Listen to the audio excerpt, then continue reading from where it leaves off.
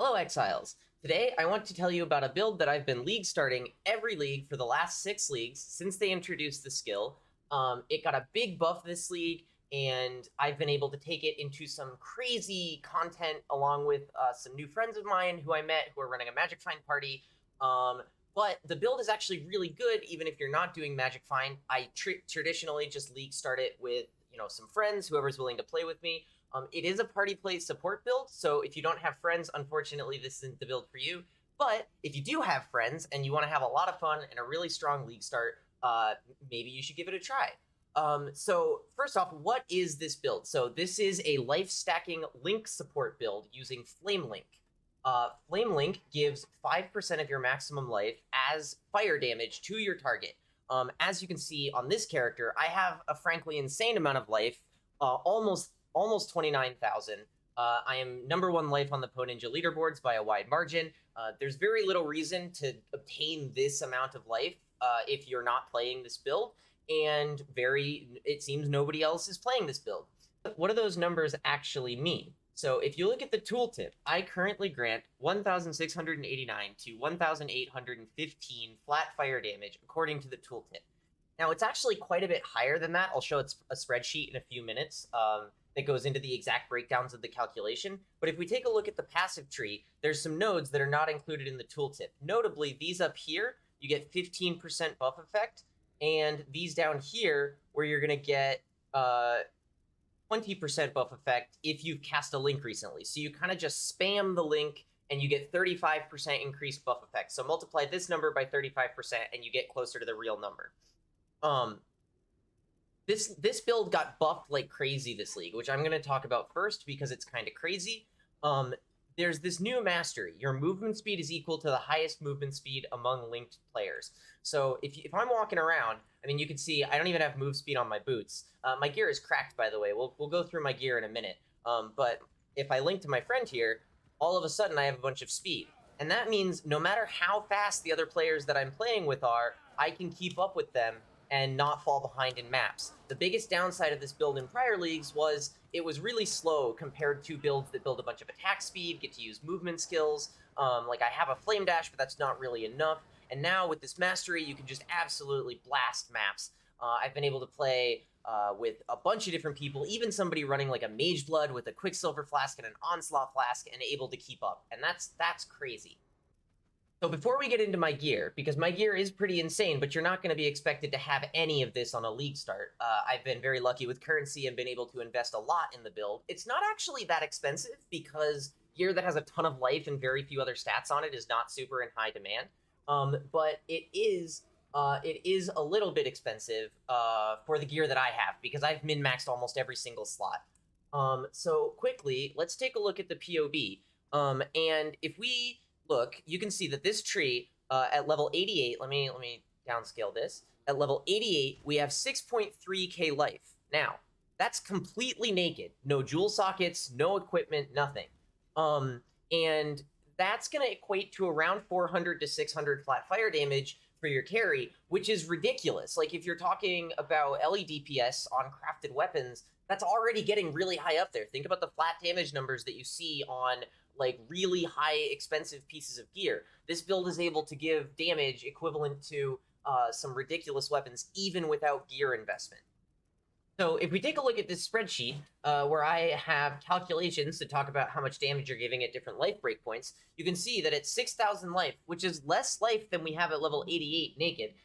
Like, I regularly have this amount of life coming out of the campaign, 7 hours, 8 hours into the league, with the amount of gear that I have picked up and just identified off the floor as we're going through the campaign. I regularly have this amount of life. And at that point, you're granting like 600 average flat damage, which is nuts for day one. And from there, it only scales up. Like, you can see my current character, that's my life total. This is the updated calculation with 1.35. We're giving 2281 to 2451 flat fire damage. This is more LE damage than you can get on a mirror crafted bow. Like, it is absolutely wild numbers. And really, at any level of investment, this build keeps pace and allows you to sink money into your DPS build, sink money into your carry, go kill all the story bosses, get your watchstones, and then just scale really smoothly from there. And yeah, that's the numbers. I mean, they're a little bit ridiculous if you understand what they mean. So let's talk about ascendancy. Right now I'm running Guardian Ascendancy. I actually usually go Inquisitor on League Start, and I'll talk about that in a sec, but let's run through the Ascendancy that I'm actually using. Radiant Faith is going to give 160% of your reserved life as armor to you and nearby allies. So with 12.3k reserved life, my character has 67.8k armor with very, very little armor scaling in the build. We get a little bit incidentally because of Juggernaut. Like, I don't even have my flasks on. If I pop my flasks, it goes up to over 100k armor. If I'm standing with an Aurabot, I'm regularly hitting like 400k armor in maps, basically immune to physical damage at that point. We're also using Time of Need. This is mostly, I picked this because the other options just aren't really appealing for the build. But it does give you that regen, which helps with the Petrified Blood. If you take a really big hit, sometimes I'll have to pop my life flasks to make sure that I don't die to the degen from Petrified Blood. But it has to be a really big hit. We're talking like slams, various things like that to get to that point. Even in like minus max res increased monster damage maps, like Ice Novas, for example, they barely touch the life bar. It's ridiculously tanky, so the regen's not going to do that much. The reduced effective curses is really nice if you're running all map mods. We're also running Radiant Crusade. This helps a ton with getting the resistances on the character geared up. You can see without my flasks going, I'm just a little bit below my resistances. But like I mentioned, it feels tanky even in minus max. Like, especially if you're running with an Aurabot or just like running normal content, like you'll practically never die on this build, except for when your allies die. The Unwavering Crusade, also very, very good. In previous leagues, this wasn't as good because it just made everybody else in the party faster than you. But now with the Link Mastery, you get the benefit of the move speed and everybody gets the benefit of the damage. So it's a very, very good node. So let's talk about the Ascendancy that we use on League Start. So I go Inquisitor on League Start because it's quite a bit stronger, and until you don't really need the things that it's giving anymore, you don't really want to switch over to Guardian. I even actually bought the Radiant Faith Forbidden Flesh Flame for like 12 Divine super early on and used it until I wanted to switch over and free up those sockets for other jewels. So Sanctuary and Pious Path are going to give you the Inquisitor Consecrated Ground. Anyone who's played Inquisitor knows that's incredibly powerful. For a life stacker like this character, when you're getting your League Start life regeneration from Replicate Series Foible, even if you only have like 600 to 800 incidental energy shield just coming from gear, coming from, various things that you're picking up, maybe your carry's running a discipline, it's going to give you, your energy shield at that point starts to act like ward. Like early on, I had like 2,000 to 2,500 life regeneration per second, and I only had 800 energy shield. And basically every single time I got hit, it would ping pong up and just absorb a ton of damage for me. We're also going to run Augury of Penitence. This is an obvious choice. Damage reduction for your allies, increased damage taken to enemies, and the last one is Righteous Providence because of the 50 strength. That's really all we're going for here. You can see on this tree, it's giving 122 life, which early on, quite powerful, and this again is the naked character. But after you get to the point where you're kind of really invested in maps, maybe you're running an Aurabot, maybe you've got better gear, your carry doesn't really need some of these stats anymore, Guardian is just going to give you more bang for your buck. So I switched to that. When you switch, that's a question of exactly how you're feeling. I did it when I decided to pick up Dissolution of the Flesh because I thought that our clear speed and my overall character HP pool was high enough that the reservation kind of stop getting hit to recover your life mechanic wouldn't feel bad. Now, I'll talk about my gear a little bit. So essentially, I mean, the TLDR is just you want life. You want life in every single gear slot. So we use the Dark Seer prior to hitting level 70. If you can obtain one, you can use Lavianga's Wisdom, which gives you 70 flat life on the item. But once you get to level 70, you're going to start scaling this +1 maximum life per level further than you can on that item. I'm using a Calms, which is corrupted with 6%. I'm using a Glimpse of Chaos, which has a high roll on the life and a low roll on the other two, just to make the resistances a little bit easier. I have a pair of Vermilion Rings, where I'm also solving a lot of my attributes. You can see Int on this one, Dex on this one, and they also have really high roll life, and really high roll strength on both. I think these rings could still be improved a little bit, but I sort of stopped investing into this character because it's already so good, and the incremental upgrades from this point. I mean, I'm not going to spend 10 divines on getting 5% more DPS for the party.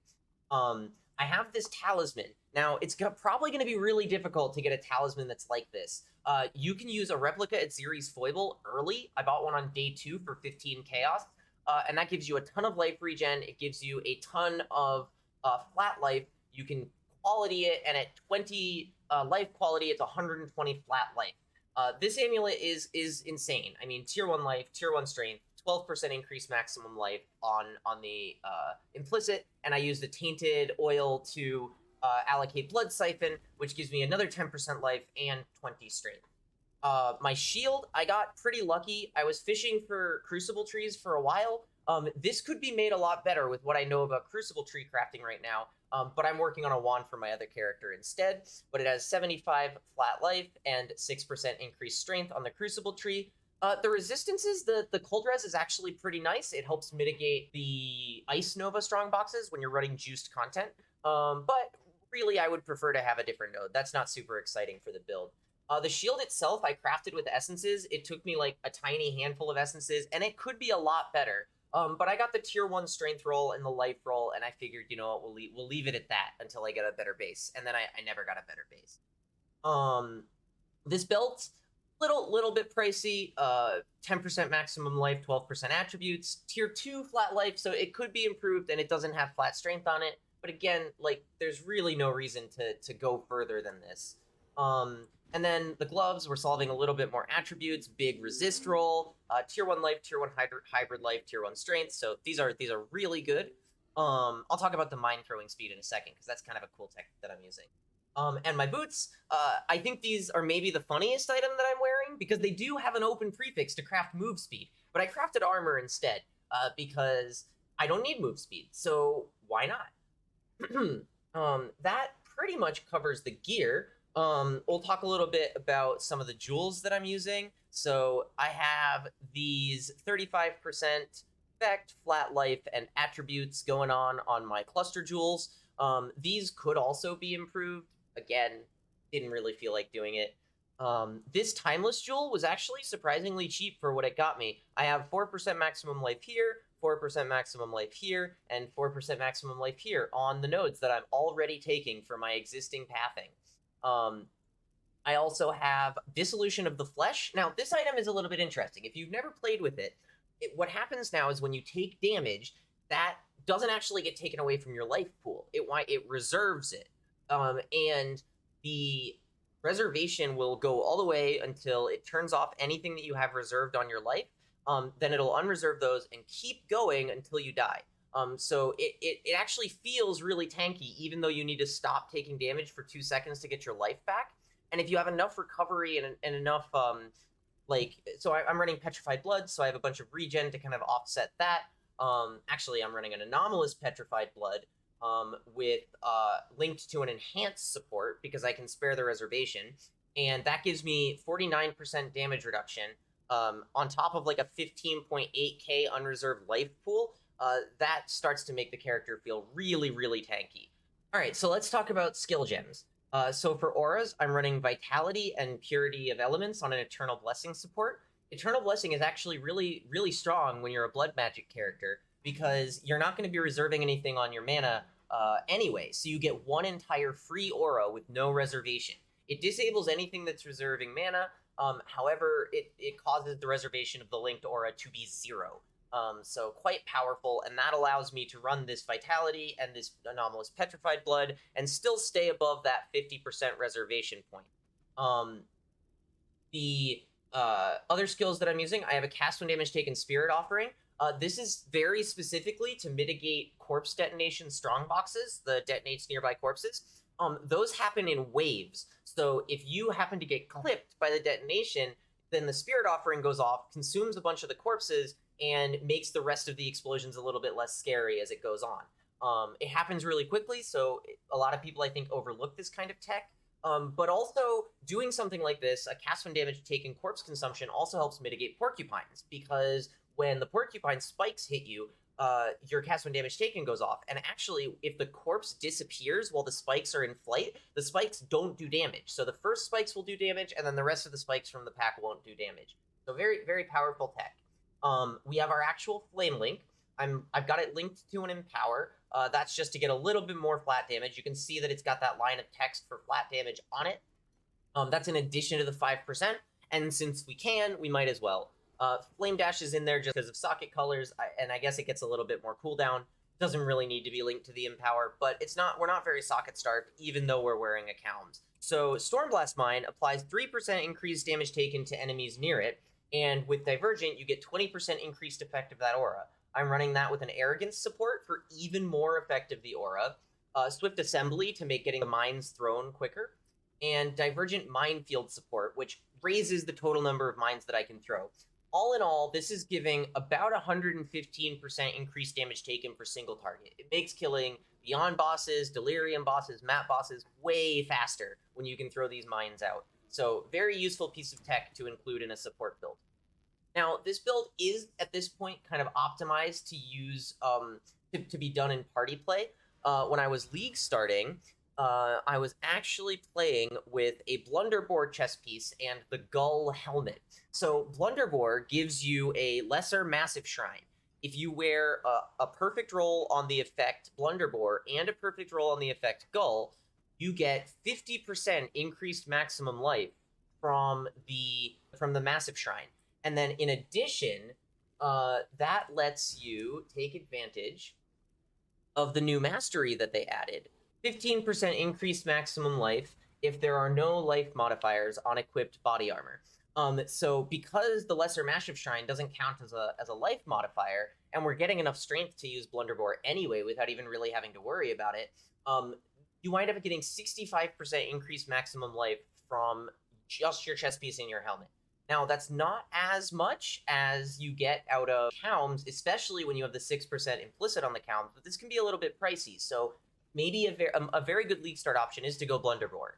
And if you're not playing with a Magic Find party, the shrines from the Gull will buff your entire party, and they're very valuable. There's one other unique option that I wanted to mention for the helmet slot. This is Crown of the Tyrant. It has 174, up to 175 maximum life on it, which is actually higher than you can get on a rare. And it gives your nearby allies some damage and reduces enemy resistances. So until I was able to pick up a really well-rolled Glimpse of Chaos, I was using this helmet, and I did the math, and it worked out that the Glimpse of Chaos is better, but not by like that much. I think there's a pretty strong argument to be made for running Crown of the Tyrant. Unfortunately, if you need to run a specific socket color, like I was running green to help with the hold damage for the MF carry so that Wind Ripper would freeze more effectively, then it kind of restricts you on socket options. Like I do have 2 open sockets, but the green one gets a little bit weird. So that is my life stacking Flame Link support build. I hope you enjoyed the video. If you did, please feel free to like and subscribe. It really helps a lot. If you have any questions, feel free to leave a comment. I'll try to answer as many of them as I can. Hopefully, I mean, probably all of them. I love talking about my build. I'd love to see some other people play this build. Maybe for my next build, I will talk about some league start options for the carry. Now, really, this build works with almost anything. We've played it as, this league, we did Armageddon Brand. In Sentinel League, we did try Ellie Cobra Lash. That worked really well. But honestly, there's really no wrong carry to play with Flame Link Life Stacker. Anything that scales well with flat damage is gonna be an incredibly good league starter to be the carry. So keep an eye out for that video. Also, I'm gonna make a video on what I'm working on because I have this Explodey base as well as some other synthesized items that I'm working on crafting Crucible trees for. So yeah, hopefully you enjoyed, and thank you so much for watching. Catch you later, Exiles.